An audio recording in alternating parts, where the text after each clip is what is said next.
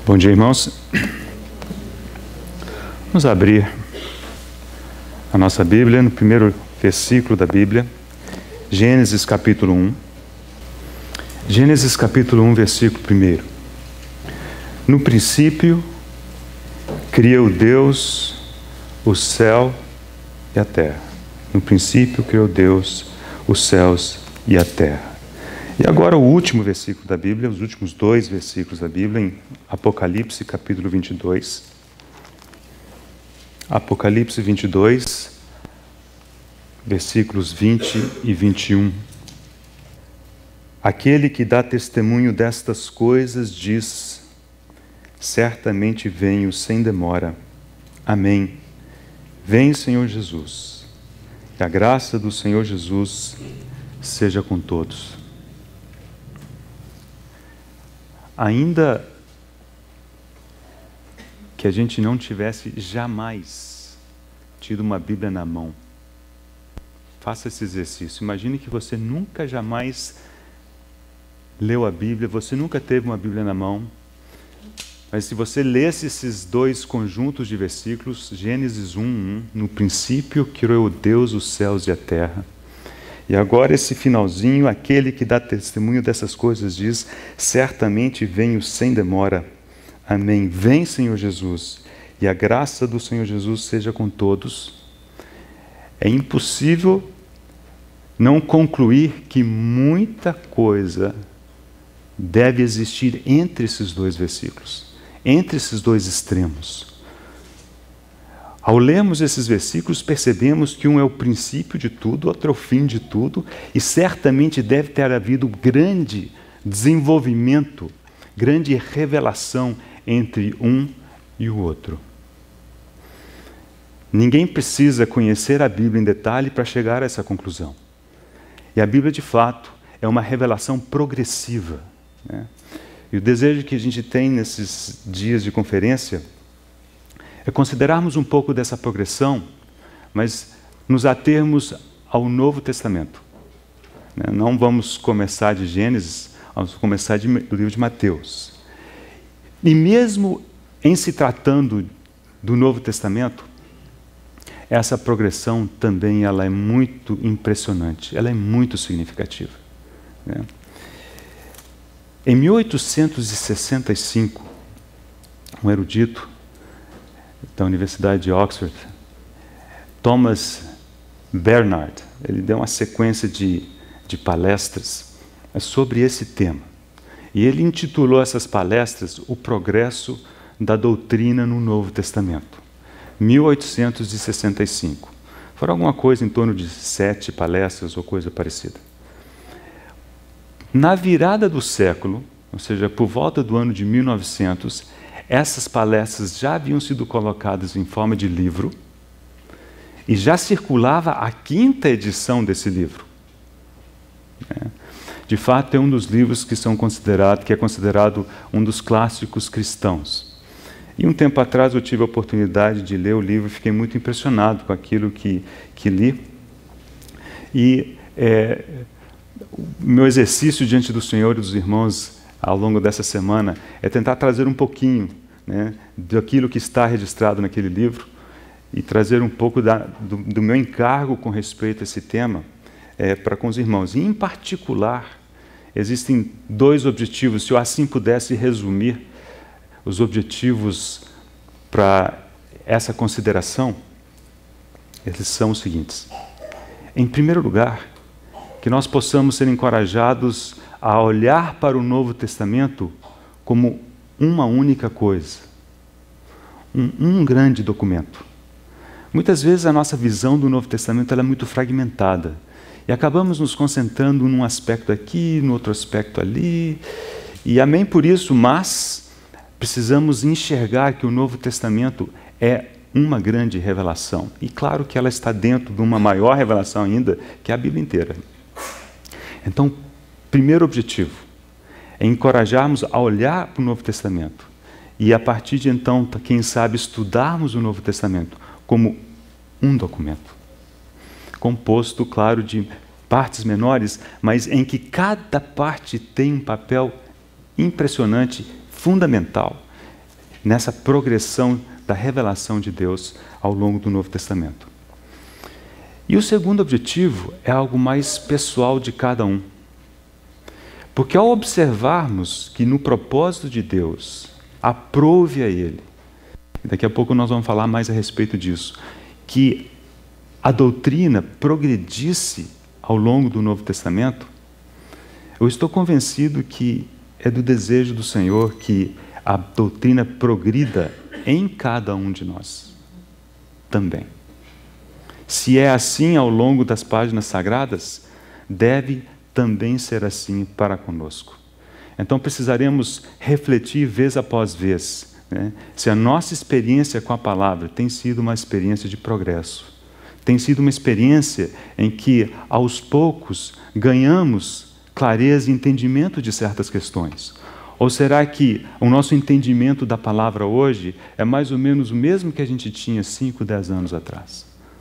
Se for assim, algo parece que precisa ser tocado pelo Senhor, porque precisa haver progresso, precisa haver avanço nesses aspectos.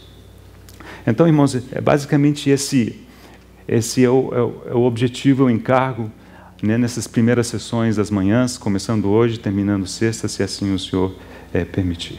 Okay. Antes de tocarmos o nosso primeiro texto, eu acho que há um esclarecimento importante da gente fazer. Quando a gente pensa em progresso, né, o que a gente não deve pensar? Nós não devemos imaginar que se trata de que em Mateus encontramos a doutrina, digamos, de forma imperfeita, quase certa, e ela vai se acertando ao longo do Novo Testamento. Não, não é isso. A doutrina ela sempre esteve perfeita, sempre completa. A palavra de Deus é inerrante, perfeita, inspirada de Gênesis a Apocalipse. Mas a maneira com que o Senhor aprove de desvendar certas verdades, ela sim que é progressiva. É ela que aos poucos, ela tem uma semente plantada aqui e depois vemos uma plantinha mais no meio do caminho e lá no final vemos o fruto formado. Mas é importante que percebamos que a palavra de Deus ela é perfeita e inerrante, de Gênesis a Apocalipse. Então, quando falamos de progresso, é muito mais esse entendimento do desvendar, o desenrolar da história, ela se dá progressivamente. Não se trata de alguma coisa imperfeita que vai melhorando ao longo do tempo. Não, não é isso, né? Muito bem. Então, comecemos com o nosso primeiro texto. Nós vamos buscá-lo na oração do Senhor, em João capítulo 17. Conhecida como a oração sacerdotal do Senhor. Poucas horas antes dele ter sido crucificado por nós, nessa oração o Senhor percebeu, ele sabia que havia chegado a hora, né? E tendo percebido isso, ele ergueu os olhos aos céus e começou a orar ao seu Pai, né? E ele orou por várias questões, né? Mas aqui nós queremos pegar apenas 2 versículos, em particular 2 frases. No versículo 8, lemos: porque eu lhes tenho transmitido as palavras que me deste. Eu lhes tenho transmitido as palavras que me deste. E depois no versículo 14, eu lhes tenho dado a tua palavra. Irmãos, toda a formação do cânon, especificamente do Novo Testamento, mas isso vale também para a Bíblia inteira, de alguma maneira ela se baseia nesses versículos, nessa realidade de que foi o Senhor que recebeu a palavra do Pai e Ele a transmitiu a nós. As palavras que tu me destes, eu as tenho transmitido a eles. Quando olhamos para a palavra de Deus, olhamos para o Novo Testamento, o nosso entendimento é que realmente são as palavras que o Senhor proferiu, tendo-as recebido do Pai. E, portanto, é a palavra de Deus.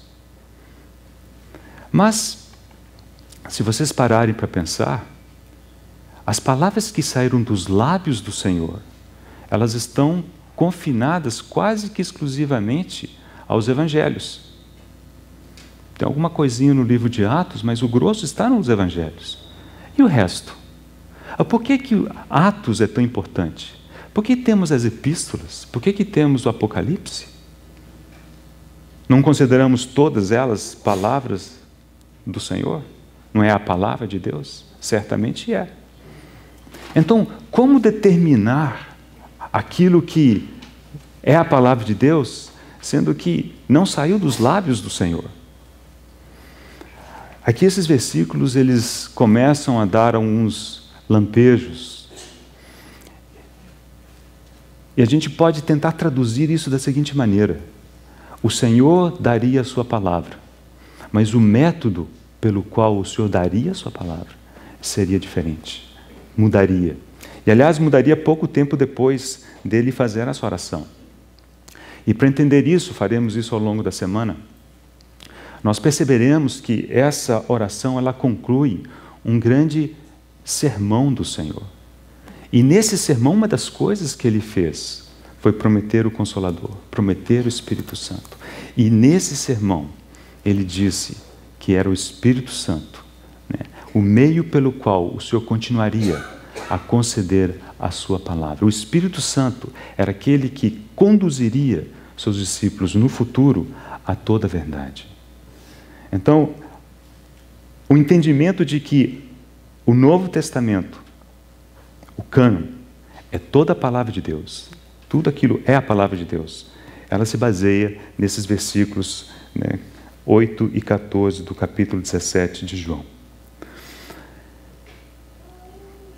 Há um exemplo que talvez valha a pena ser mencionado, porque um dos aspectos que queremos ver é que toda doutrina que encontramos nas epístolas, por exemplo, elas têm a sua origem lá nos evangelhos.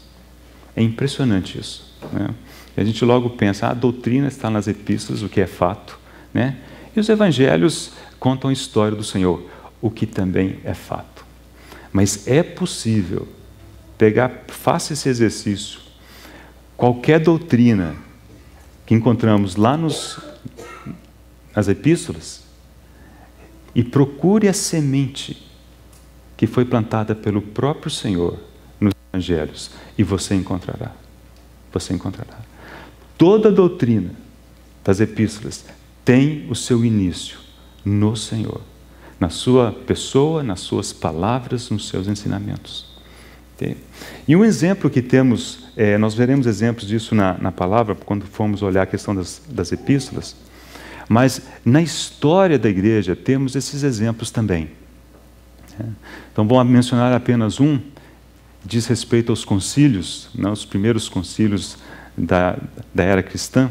Tem o concílio de Niceia, que foi no ano 325 dessa era, e o concílio de Constantinopla, 381.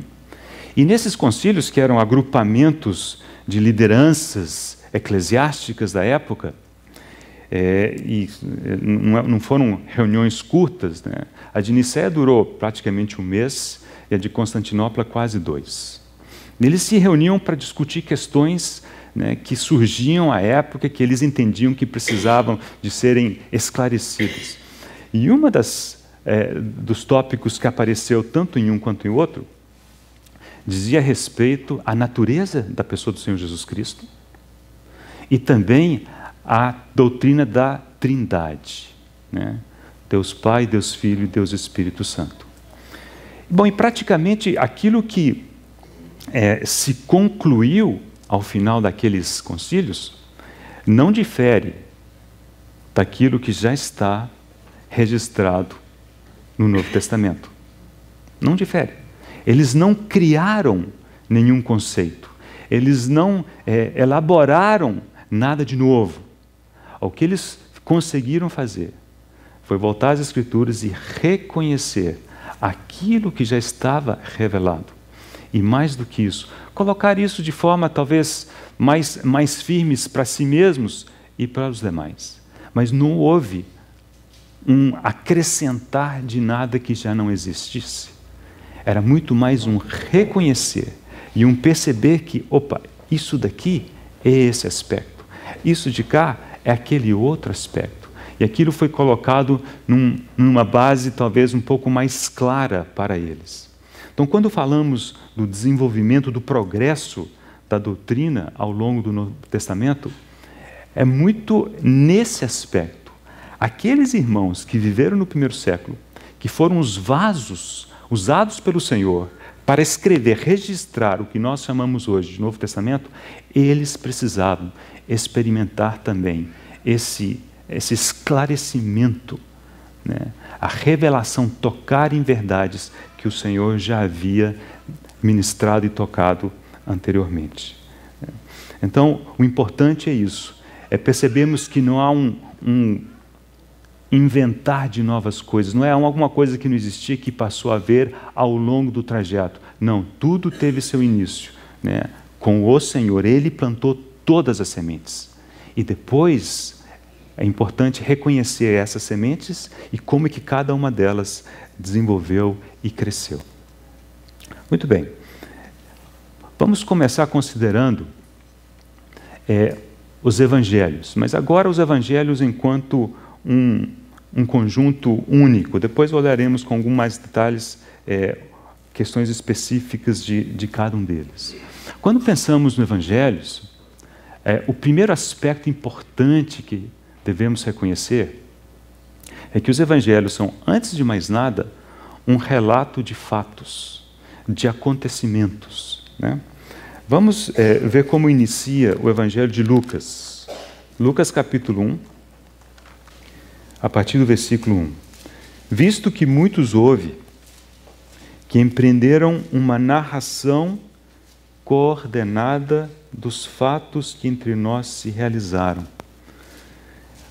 Os evangelhos, de certo aspecto, né, é precisamente isso. Uma narração coordenada de fatos que entre nós se realizaram.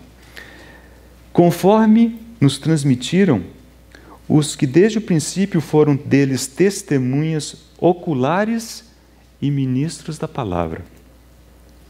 Importante observar aqui que não eram apenas testemunhas oculares. Eram testemunhas oculares e ministros da palavra. Igualmente a mim, me pareceu bem, depois de acurada investigação de tudo desde a sua origem, dar-te por escrito, excelentíssimo Teófilo, uma exposição em ordem. Então foi isso que Lucas fez, com o seguinte objetivo, versículo 4, para que tenhas plena certeza das verdades em que fostes instruído. O relato dos fatos era importante para que ele tivesse certeza das verdades em que ele havia sido instruído. Vemos o esforço, tanto de Pedro como de João, de também mostrar que aquilo que eles transmitiam eram fatos ou eram verdades alicerçadas em fatos. Então, vamos ver esses dois textos em 2ª Epístola de Pedro, capítulo 1, versículo 16. Porque não vos demos a conhecer o poder e a vinda de nosso Senhor Jesus Cristo, seguindo fábulas engenhosamente inventadas, mas nós mesmos fomos testemunhas oculares da sua majestade, pois ele recebeu da parte de Deus, Pai, honra e glória, quando pela glória excelsa lhe foi enviada a seguinte voz: este é o meu Filho amado, em quem me comprazo. Ora, essa voz vinda do céu, nós a ouvimos quando estávamos com ele no Monte Santo. Vocês percebem que Pedro aqui faz referência àquele momento da transfiguração. Aliás, os estudiosos das epístolas de Pedro dizem que quando Pedro foi escrever a sua primeira epístola, ele tinha um evento que ocupava a sua mente. Era o evento quando, tendo sido revelado por Deus a ele que o Senhor era o Cristo, ele o declarou, e o Senhor disse que ele era bem-aventurado, e ele disse que sobre essa rocha ele edificaria a sua igreja. E na primeira epístola ele faz menção dizendo assim, olha, nós como casa que vive, nós somos pedras que vivem, e Deus nos edifica a casa, né, com essas pedras. Né? Então esse é um evento de Mateus 16 que ocupava a mente de Pedro quando ele escreveu a primeira epístola. E na segunda epístola aqui, provavelmente aquele momento da transfiguração, que encontramos em Mateus capítulo 17. Mas observe que aqui a preocupação dele é dizer, olha, nós estivemos ali, nós ouvimos aquela voz, né? Não vos demos a conhecer o poder e a vinda do nosso Senhor Jesus Cristo, seguindo fábulas engenhosamente inventadas, mas nós mesmos fomos testemunhas oculares da sua majestade. A preocupação dele de estabelecer que aquilo estava baseado em fatos, coisas que haviam ocorrido e das quais ele havia sido testemunha. E semelhantemente, João, na sua primeira epístola, primeiro capítulo, o que era desde o princípio, o que temos ouvido, o que temos visto com os nossos próprios olhos, o que contemplamos e as nossas mãos apalparam com respeito ao verbo da vida, e a vida se manifestou e nós a temos visto e dela damos testemunho, e vô-la anunciamos, a vida eterna, a qual estava com o Pai e nos foi manifestada. O que temos visto e ouvido anunciamos também a vós outros, para que vós igualmente mantenhais comunhão conosco. Ora, a nossa comunhão é com o Pai e com seu Filho Jesus Cristo. Essas coisas, pois, vos escrevemos para que a nossa alegria seja completa. Lucas escreveu a Teófilo para que ele tivesse certeza. João escreve para que eles tenham uma alegria completa. Mas o fato é que tanto um quanto o outro faz questão de dizer, olha, o que escrevemos são coisas que ocorreram, são fatos, são realidades, são coisas que, como João diz, nós vimos, nós ouvimos, nós apalpamos. Lembre-se que essas palestras que o Bernard deu foi no século XIX. Foi aquele século em que, como Romeu nos lembrou ontem à noite, surgiu a alta crítica, né? E muitas questões e muitos fatos registrados na Bíblia foram questionados por os assim ditos eruditos. E esse irmão, ele entendia que uma salvaguarda importantíssima para a fé era sempre voltar aos fatos e lembrar de que eles ocorreram mesmo. São fatos históricos, constatáveis, verificáveis e, portanto, confiáveis. Então, ele diz, não é à toa que o Novo Testamento começa com fatos. Uma descrição de eventos, de fatos relacionados, na sua maioria, à pessoa do Senhor Jesus Cristo. E é assim, irmãos, que nós precisamos começar a nossa vida cristã. E sempre voltar aos fatos. É assim que nós precisamos ensinar as crianças. Como é que nós começamos com as crianças? Você começa com a criança ensinando doutrina? Não faça isso. Nós começamos ensinando fatos. O que a palavra de Deus diz que aconteceu, o que o Senhor fez, o que Ele disse, como é que Ele se moveu, como é que Ele se relacionou com as pessoas. E também para com os novos convertidos. Alguém acaba de se converter, o que você faz? Explicar os esquemas de arrebatamento, né? As várias possibilidades. Ou será que precisamos ir aos fatos? Escuta aqui. Olha o que a palavra de Deus nos diz. Olha o que o Senhor fez. Olha o que Ele disse. Olha, um dia Ele encontrou com uma pessoa assim, assim, assado. E foi assim que Ele conversou com ela. Olha o que Ele disse. Irmãos, nós precisamos realmente sempre voltar ao começo, aos fatos. Isso fortalece a nossa fé. Isso nos ajuda. Mas precisamos, obviamente, progredir. O Evangelho não é apenas um conjunto de fatos. O Evangelho também é uma mensagem. Então vamos abrir em Mateus, capítulo 3, é a primeira menção no Novo Testamento, certamente da Bíblia, né? Da palavra Evangelho. Capítulo 4, desculpe, Mateus capítulo 4, a partir do versículo 23. Mateus 4, 23.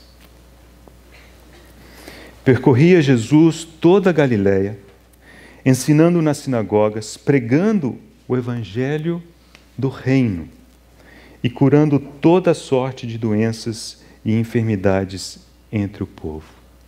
Então, aqui diz que o Senhor pregava o Evangelho do Reino.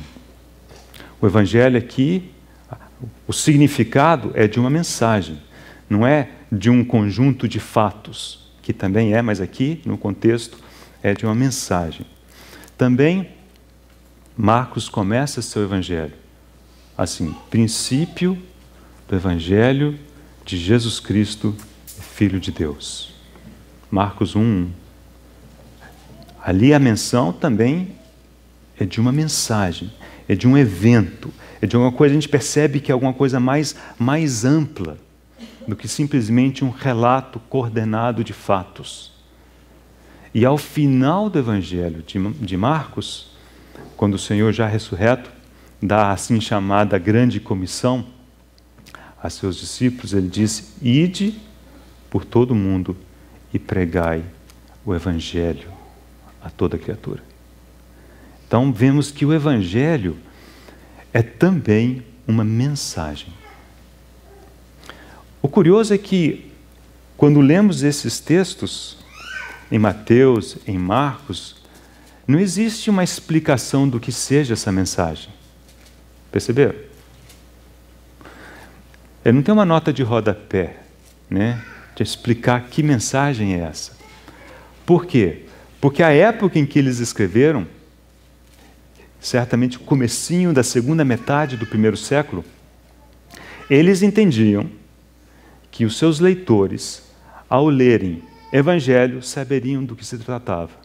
Ou seja, essa mensagem já havia sido solidificada, entendida, compreendida, eles já sabiam o que era essa mensagem. Então vemos que do momento em que o Novo Testamento inicia até por volta do ano 60, essa mensagem já havia sido não apenas proclamada, mas já havia sido reconhecida. De modo que quando alguém falasse assim, o Evangelho do Senhor Jesus Cristo, o Evangelho do Reino, todo mundo soubesse a que se referia. Mas se nós tivéssemos que fazer uma definição, será que encontramos na Palavra de Deus algo que nos ajudasse a definir o que é essa mensagem? Do que consiste o Evangelho?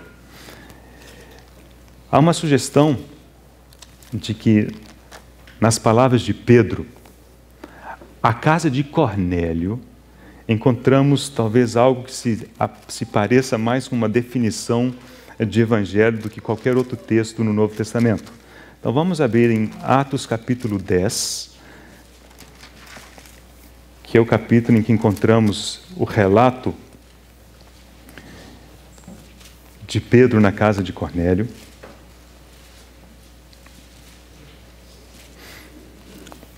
Então os irmãos estão lembrados que Pedro subiu à casa de Cornélio, em Cesareia, por uma revelação. Deus tinha um propósito especial naquele dia. Muitos entendem que esse é o momento em que, de forma mais ampla, o Evangelho chegaria e incluiria os gentios. Claro que Cornélio não foi o primeiro gentio a ouvir e se converter, né? Temos o eunuco, né, o caso de Filipe, lá no capítulo 8. Então já havia havido conversão de gentios, mas aqui de uma maneira mais ampla, né, oficial quase, se a gente pudesse usar essa palavra, aconteceu nesse texto que encontramos aqui em Atos capítulo 10. Muito bem, e encontramos aqui palavras de Pedro dirigidas a esse conjunto de pessoas, pequeno grupo de pessoas na casa de Cornélio. Vamos ler a partir do versículo 36, capítulo 10 de Atos, capítulo 10, versículo 36. Esta é a palavra que Deus enviou aos filhos de Israel, anunciando-lhes o evangelho da paz, por meio de Jesus Cristo. Este é o Senhor de todos. Vós conheceis a palavra que se divulgou por toda a Judéia, tendo começado desde a Galiléia, depois do batismo que João pregou. Lembre-se que em Marcos 1:1, lá diz princípio do evangelho de Jesus Cristo. E logo depois ele diz, João Batista estava pregando e batizando. Na mente de Pedro, o evangelho tem seu início com o início do ministério do Senhor Jesus Cristo. E aqui encontramos isso porque ele diz que a palavra que se divulgou por toda a Judéia, tendo começado desde a Galiléia, depois do batismo que João pregou. Esse é o ponto de partida para Pedro. Como Deus ungiu a Jesus de Nazaré com o Espírito Santo e com poder, o qual andou por toda parte, fazendo o bem e curando a todos os oprimidos do diabo, porque Deus era com ele. E nós somos testemunhas de tudo isto que ele fez na terra dos judeus, em Jerusalém, ao qual também tiraram a vida, pendurando-o no madeiro. A este ressuscitou Deus no terceiro dia e concedeu que fosse manifesto, não a todo o povo, mas às testemunhas que foram anteriormente escolhidas por Deus, isto é, a nós que comemos e bebemos com ele, depois que ressurgiu dentre os mortos, e nos mandou pregar ao povo e testificar que ele é quem foi constituído por Deus, juiz de vivos e de mortos. É um bom resumo. Aliás, é um bom resumo do Evangelho de Marcos. Há quem diga, observou que começou com aquela palavra que foi divulgada depois do batismo que João pregou, Marcos capítulo 1, versículo 2 ou 3 já, e ao final, versículo 42 aqui, diz que, e nos mandou pregar o Evangelho ao povo. Essa já é a grande comissão. Então, tudo aqui empacotado nesses poucos versículos está o Evangelho de Marcos. Há quem diga que esses versículos são um resumo do Evangelho de Marcos, e há outros que preferem dizer que o Evangelho de Marcos é uma expansão dessas palavras proferidas por Pedro. E sabemos que Marcos escreveu o Evangelho sob a influência de Pedro. Então aqui temos, resumido, o que é essa mensagem do Evangelho. Mas precisamos, só a título de salvaguarda, mencionar que essa mensagem, ela provavelmente seja mais ampla do que às vezes a gente imagina. Quando a gente fala pregar o Evangelho, o que naturalmente vem à nossa mente? Pregar a salvação em Cristo Jesus, não é? Perdão de pecados e a salvação em Cristo Jesus, é a vida eterna. Mas a mensagem do Evangelho é mais do que isso. Então, para vermos isso, vamos abrir no livro de Romanos, capítulo 1. Romanos, capítulo 1. Depois da saudação com a qual Paulo abre essa epístola, ele começa a falar a esses irmãos que ele não conhecia ainda pessoalmente, do que ele sabia deles e dos planos que ele tinha. Então, observe a partir do versículo 8. Primeiramente dou graças a meu Deus, mediante Jesus Cristo, no tocante a todos vós, porque em todo o mundo é proclamada a vossa fé. A fé daqueles irmãos era tal que era proclamada em todo o mundo. Depois, se vocês observarem no capítulo 16, já fechando essa epístola, Paulo volta a fazer uma menção parecida. Ele diz que a obediência deles era conhecida de todas as nações.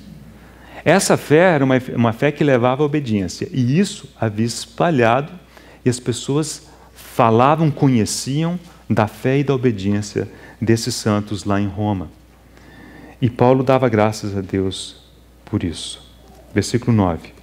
Porque Deus, a quem sirvo em meu espírito no evangelho do seu Filho, é minha testemunha de como incessantemente faço menção de vós, em todas as minhas orações, suplicando que, em algum tempo, pela vontade de Deus, se me ofereça boa ocasião de visitar-vos. Porque muito desejo ver-vos, a fim de repartir convosco algum dom espiritual, para que sejais confirmados, isto é, para que em vossa companhia reciprocamente nos confortemos por intermédio da fé mútua, vossa e minha. Porque não quero, irmãos, que ignoreis que muitas vezes me propus ir ter convosco no que tenho sido até agora impedido, para conseguir igualmente entre vós algum fruto, como também entre outros gentios. Pois sou devedor tanto a gregos como a bárbaros, tanto a sábios como a ignorantes. Por isso, quanto está em mim, estou pronto a anunciar o Evangelho também a vós outros em Roma. Ora, é claro que aqui o Evangelho não se limita à salvação em Cristo Jesus. Já eram irmãos.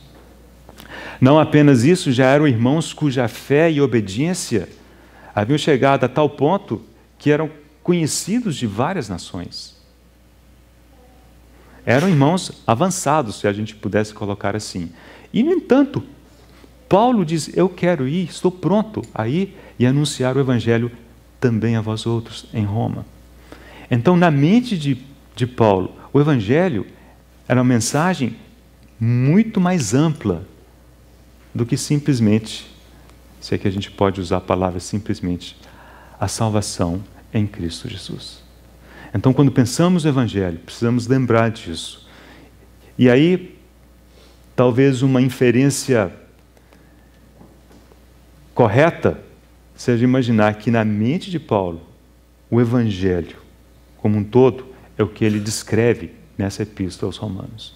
Certamente começa com a salvação em Cristo Jesus, a justificação pela fé, mas avança, ele toca em pontos que diz respeito ao eterno propósito de Deus. Tudo isso é a mensagem do Evangelho. Então o Evangelho não é apenas um conjunto de relatos, de fatos ordenados, é também uma mensagem. E mais do que isso, temos que dar mais um passo e ver que, além de ser uma mensagem, o Evangelho é uma própria pessoa. A pessoa do Senhor é o cerne do Evangelho. Muito mais do que fatos, muito mais do que mensagem, o Senhor é o cerne do Evangelho. Ele plantou algumas sementinhas nesse sentido lá no Evangelho de João. Vamos ler as palavras do Senhor para Marta, depois de Lázaro ter morrido e estava prestes a ressuscitá-lo. João capítulo 11. Evangelho de João capítulo 11. Versículo 25. Disse-lhe Jesus, eu sou a ressurreição e a vida. Eu sou a ressurreição e a vida. No capítulo 14, um versículo conhecido nosso, versículo 6, João capítulo 14, versículo 6, respondeu-lhe Jesus, eu sou o caminho e a verdade e a vida. Eu sou a ressurreição e a vida. Eu sou o caminho, a verdade e a vida. O Senhor é o cerne do Evangelho. E quando avançamos para as epístolas, é como se essas sementinhas realmente elas explodissem. E aí vemos que o Senhor é verdadeiramente tudo em todos. Ele se nos tornou da parte de Deus em sabedoria e justiça e santificação e redenção. Ele é a nossa paz, Efésios capítulo 2. Ele é a esperança da glória, Colossenses capítulo 1. Ele é a nossa vida, Colossenses capítulo 3. Ele é. Essas coisas todas a gente volta e encontra as sementinhas plantadas aqui. Mas observe com cuidado. Uma coisa o Senhor fala assim: eu sou a vida. Eu sou a ressurreição e a vida. Eu sou o caminho, a verdade e a vida. Outra coisa é, alguns anos depois, Paulo dizer, Ele é a nossa vida. E quando Paulo diz assim, para mim o viver é Cristo. Uma coisa é o Senhor é a vida. É um conceito, é a semente na forma mais embrionária, é o conceito, talvez distante e objetivo, que aquilo tem que se tornar nossa experiência. E depois de algum tempo, quando a gente fala de progresso, é muito nesse sentido. A coisa chega ao ponto de falar assim, Ele é a nossa vida. É possível que a gente conheça, ou possa dizer, ou confirme que o Senhor é a vida em termos gerais, mas nunca experimentar a realidade do Senhor ser a nossa vida, ser a nossa paz, a nossa sabedoria, a nossa justiça. Ele é. Então, esse progresso, ele é importante. O Evangelho não é apenas um conjunto de fatos, é também uma mensagem, mas precisamos avançar a ponto de ver que ele é uma pessoa. O Evangelho é uma pessoa. A pessoa do Senhor Jesus Cristo. Diz esse irmão que o crente, o cristão, não é alguém que segue um determinado conjunto de doutrinas, ou que segue um determinado conjunto de regras.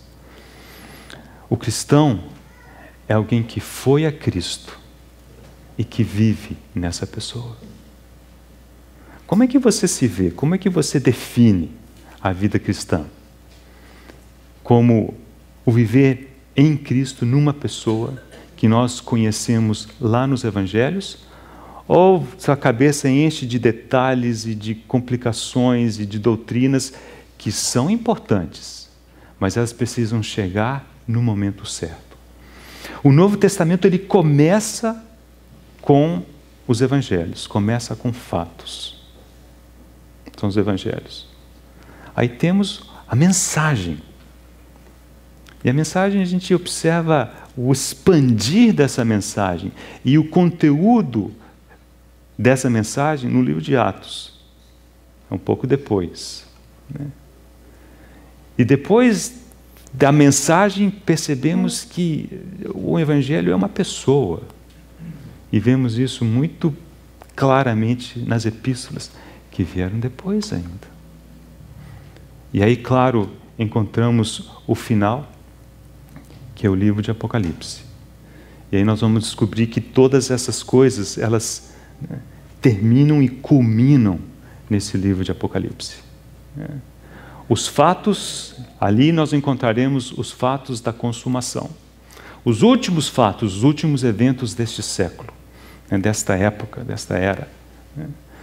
A mensagem é uma mensagem que culmina numa pessoa. E a mensagem é que, para que na consumação da plenitude dos tempos, todas as coisas converjam na pessoa do Senhor Jesus Cristo.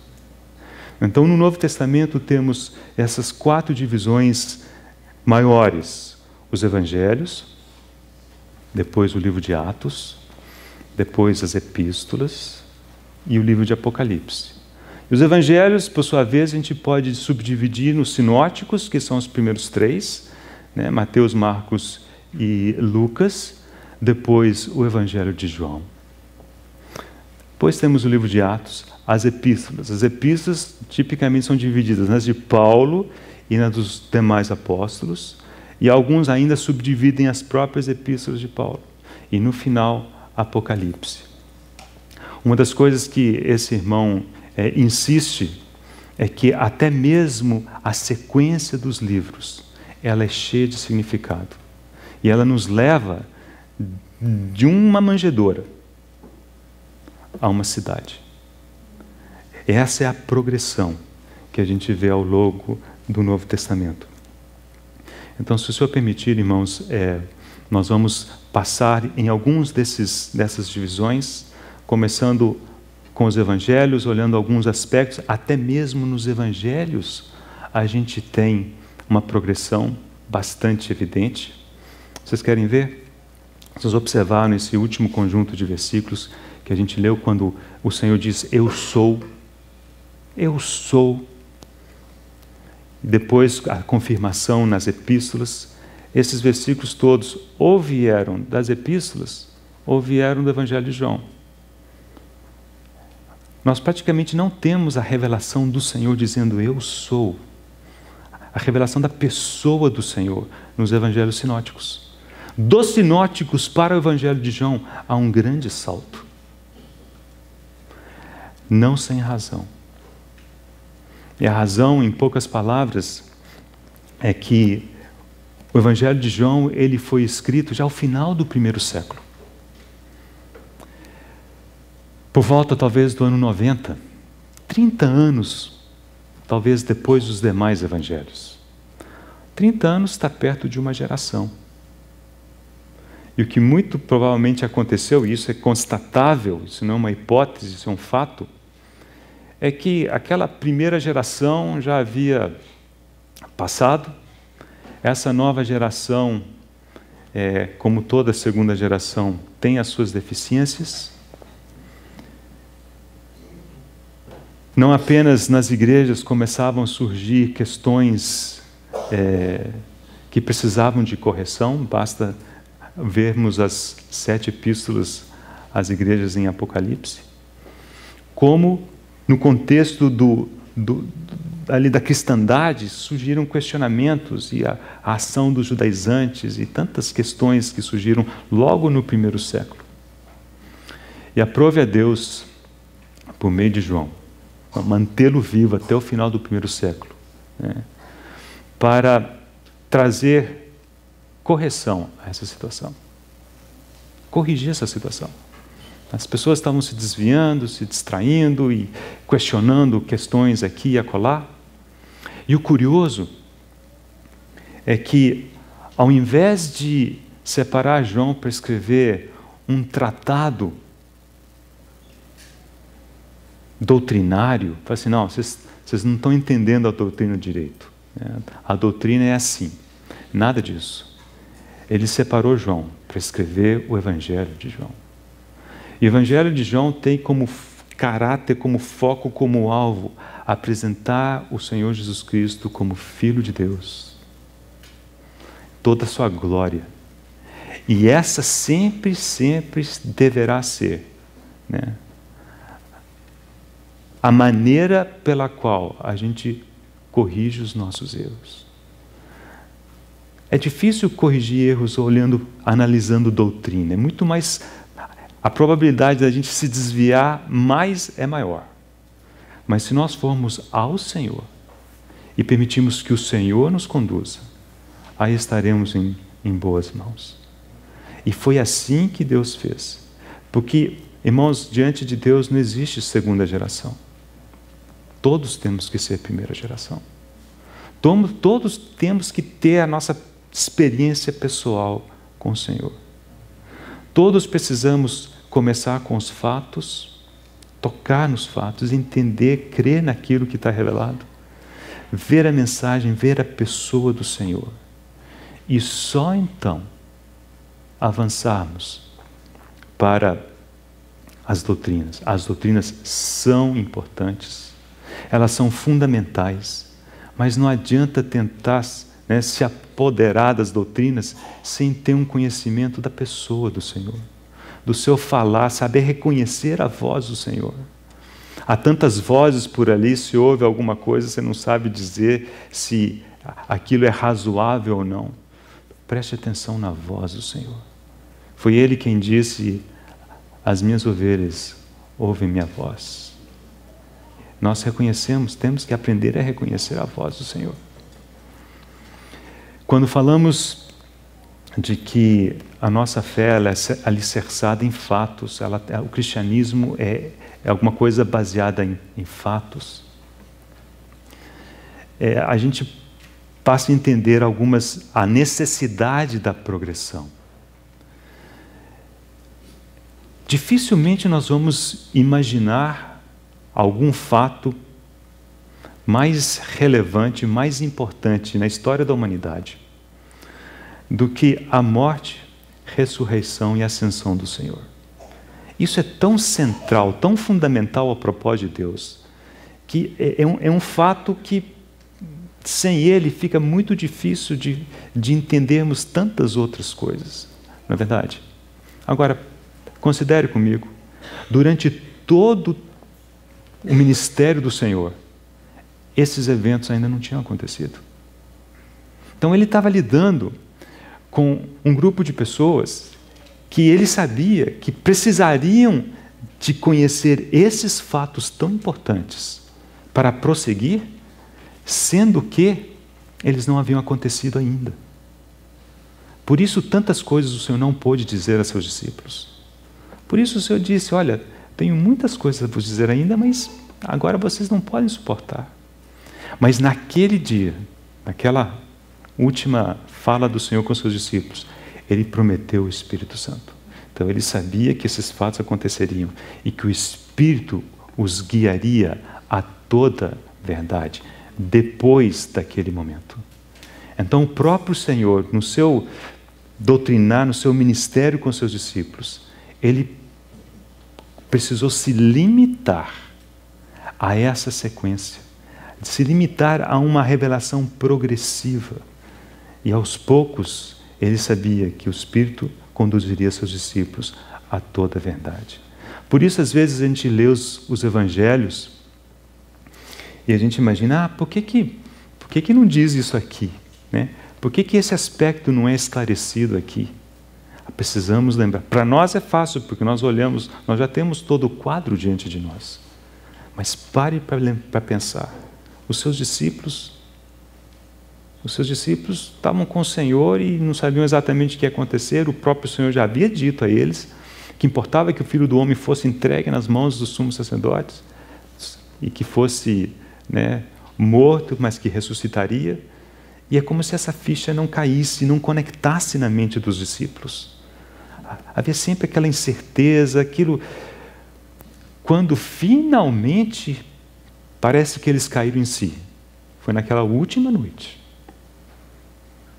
Não é de admirar que o Senhor começa a falar com eles naquele momento, fala assim, não se turbe o vosso coração. Credes em Deus, crede também em mim. E depois, mais ao final do capítulo, ele diz, não se turbe o vosso coração, nem se atemorize. Eles estavam conturbados, estavam atemorizados. Mas eles precisavam passar por aquele momento. O Senhor mesmo sabia que não podia explicar todas as coisas para eles naquele instante.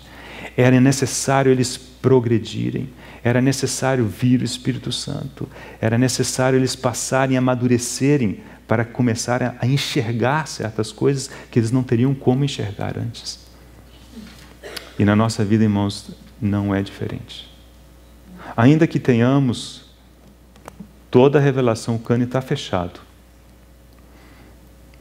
Mas muitas vezes nós não estamos preparados para certos aspectos, para certas verdades, para certas revelações.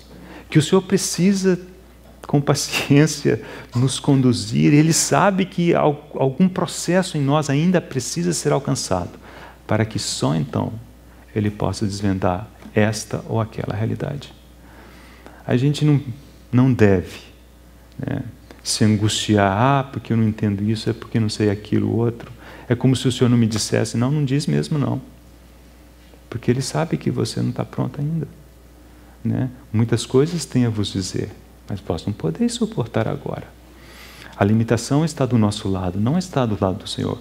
Mas saiba que na hora certa, o Senhor haverá de trazer luz. E nós precisamos, assim, progredir, crescer no conhecimento da pessoa do Senhor Jesus Cristo, para também podermos prosseguir no conhecimento da doutrina da palavra de Deus. Então, se o Senhor nos permitir, com a ajuda dele, nós vamos tocar um pouco nos evangelhos, tocar um pouquinho no livro de Atos e também nas epístolas, ainda que bem rapidamente, para vermos como que essas coisas ao longo do Novo Testamento foram avançando, né, na igreja do Senhor. Vamos orar. Senhor, nós sabemos que Tu tens um propósito e um desenrolar no Teu coração. E muitas vezes nos afligimos e nos perturbamos porque queremos ver as coisas de outro jeito, de outra sequência. Mas pedimos que possamos, à luz da Tua palavra, Senhor, aprender a esperar o Teu mover, esperar o Teu momento, esperar os Teus meios, os Teus métodos. Senhor, colocamos diante de Ti a nossa vida, a Tua palavra. Pedimos que o Senhor venha nos confortar e nos consolar, nos encorajar. Senhor, nós nos encomendamos a Ti, pedindo que o Senhor complete, que o Senhor faça a Tua obra, nos conduzindo também ao restante deste dia, para a glória do Senhor. Em nome de Jesus, Senhor, amém.